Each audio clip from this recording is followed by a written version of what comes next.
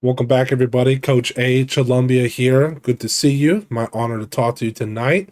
I'm going to react to a young lady who is having a hard time finding a job. I definitely feel for her. When I was getting out of college back in the day, it was the same situation. I think this is a problem of, people who, what I would say, doing the right things, going to university, trying to get a degree in something that the market rewards. Here they come, graduating, and they did the right thing, and the market is, not there, which that's extremely frustrating.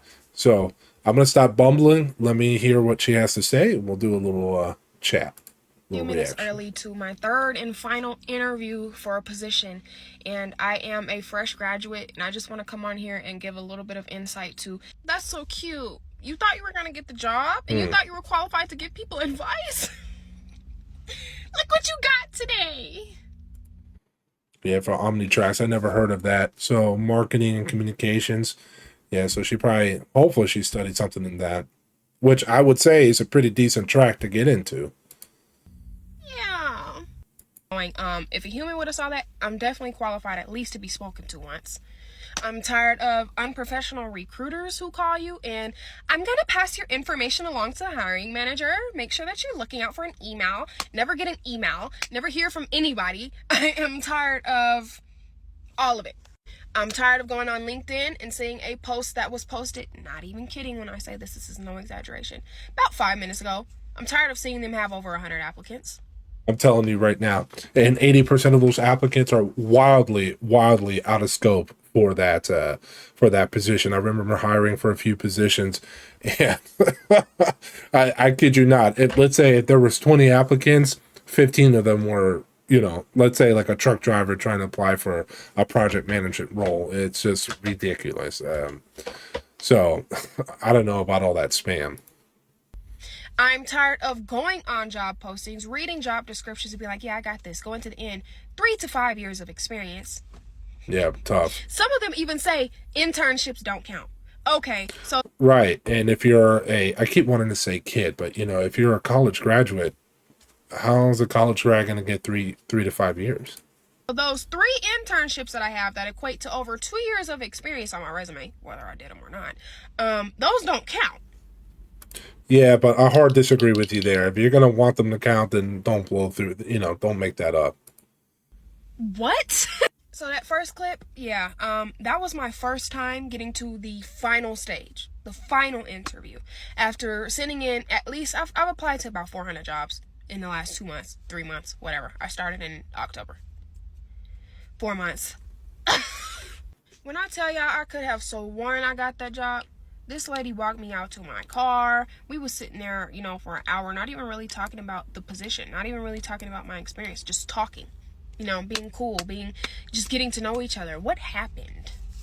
And I bet you, because I'm going to ask her, I'm about to send her an email and be like, thank you for your consideration. I would really like to know, why did you move on to another candidate, considering I felt as if I had the experience and, developed a fairly cool relationship with you. Why did you move on?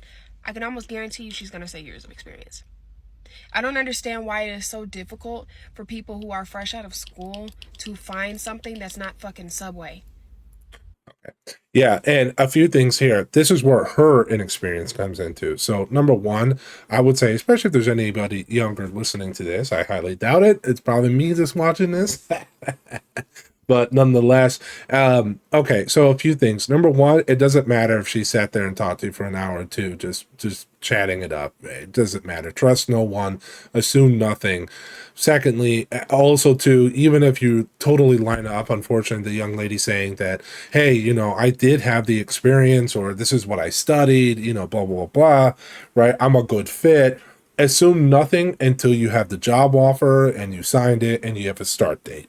You know what I mean? It does not matter. It could be multitudes of reasons. And I'll add a few more to that. It could be years of experience. It could be, weirdly enough, that can pay someone even cheaper. It can be something else that I'll share for whatever reason. We have an obsession with doing this as well. But to talk about, this situation, and also too, I would even say, she's a little shell shocked right now that, hey, I've applied to 3, 4, 500 jobs. I keep getting interviews and nothing's landing yet. Unfortunately, that's the experience. This is par for the course. And I would say that, that's her inexperience. Now, she's not wrong. I sentimentally agree with her. I feel for her. She's not saying anything wrong. It's a college kid. It's a kid who just graduated. She's not going to have experience in either what she's talking about or trying to apply for the work, et cetera, et cetera. So again, she's not doing anything wrong. But yeah, to her and all the other young people out there, you got to keep getting your reps in, unfortunately. And yes, I agree with you. What is this bullshit? I know. I'm just a messenger. I'm just saying, keep trying, keep swinging, keep applying. Now, she was asking, where are the jobs and all that? Well, here's an interesting angle to consider, something called an H-1B, which is American companies can take the job that you're trying to apply for and send it overseas. Now, from what I remember, H-1B was for essentially very exceptional international individuals that we can bring in, like, for example, for the space rocket program, for NASA, stuff like that. What I'm seeing here and what I've looked at, and which we'll breeze through here in a minute, this is not acceptable. And again, this is taking away, in my opinion, jobs from the young lady like that, or even if you're middle and senior part of your career. This is just not acceptable. I don't think this is appropriate at all. So again, when I think of H-1B, whatever the topic is. So back in the day was, NASA and rocket science, maybe with some medical stuff. I mean, any type of STEM field. Today it's AI. Let's talk about AI for a second. Really, really, the truly exceptional people in AI that is just cutting edge, just the absolute very few. I'm sure we're talking maybe hundreds, if not maybe a few thousand globally, right? And I'm talking about the who's who on the cutting edge, and I'm not even in AI.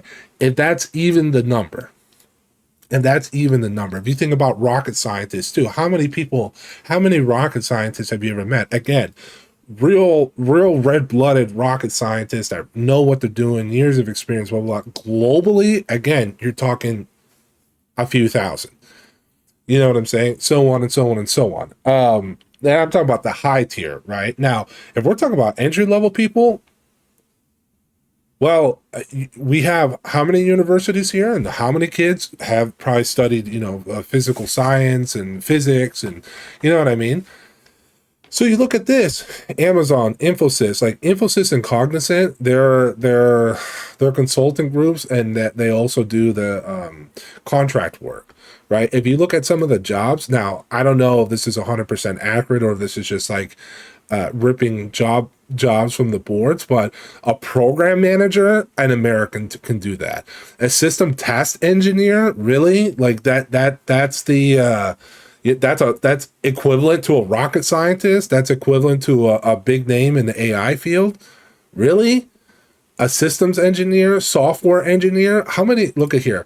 How many kids out of university, for example, come out studying, have a bachelor's degrees in computer information sciences? It's over 100,000, right? It says here somewhere that couple of years ago, about 10 years ago or so, it was about 60,000, 70,000, 80,000 as 10 years roll by, as a decade rolls by, essentially. You're telling me there's not enough people out there, mid-level, even junior level, that can't do this stuff? Get out of here, dude. Look at it. I think this is Qualcomm. This is Accenture. Okay. Another kind of techie type of consulting company. Quality engineering manager. An associate manager, data architecture associate manager, custom software engineer. Come on. JP Morgan Chase, an associate. Isn't that for like the younger people? Isn't that for entry level people? An associate, a vice president, lead software engineer. We don't have enough of those here. An associate for process improvement requires exceptional talent overseas. We don't have enough people here? Isn't there like a large amount of applicants out there right now? Look at this: a school board, a music teacher, a biology teacher, a special education teacher. Come on now.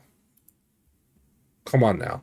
Product managers, network development. Guys, this is not like, listen, H1B, yes, do it. But for me, first of all, it wouldn't be this many, right? It would be a couple dozen, couple hundred, because again, we're talking about exceptional individuals that you cannot, there's only so many in the world in whatever field you're referencing, right? It's a extremely limited supply. Not that 100,000 of someone studying that came out last year and a year before that, or there were 70,000 6 years ago, and by now they're middle managers, or they're in the middle part of their career, et cetera, et cetera.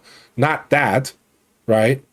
Again, I'm thinking cutting edge AI people, rocket scientists, people who, the cutting edge on studying viruses or coming up with a cure for cancer. Again, these are very, very specific, extremely low amount of human beings globally who are going to be the big shots, the big names, someone you would want to use the H1B on.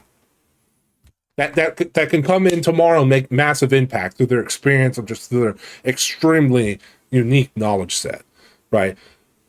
Amazon, 9,000. Infosys, 8,000 consultants and contractors. Cognizant, more consultants and contractors. Google, 5,000, which I'm sure some of the AI stuff is in there. But again, that would be hundreds, in my opinion, if not dozens. Tata Consultancy. Now, funny enough, some of these are Indian companies. Take that as you may, right? Meta, right? Probably have some AI in there. Apple, okay? Come on now. So anyways, young lady, you're right. I feel for you. A reason of this is you're getting bled out by this, right? You and me both. You and me both, right? Another reason of it is just wild. Just inefficiency in the process too. Something that she may not know, and I'll share this with you guys too, and I'll cut it off here, is that they have like these AI, like little robots, scraping the resumes and stuff that may reject you on your resume. And I've even read a story once where a manager was like, "Where are all the good candidates?" And he asked the HR person, "Show me what this filter is doing," right? And he was seeing, and he submitted his own resume, and the filter blocked it out. He's like, "HR person, I would be applicable to this job, and this thing stopped my application. Like, something is wrong." So it's a lot of that too. Either way, I feel for the young lady. If you enjoyed this content, please like and subscribe. I'll see anybody who watches this next time. Thank you, everybody.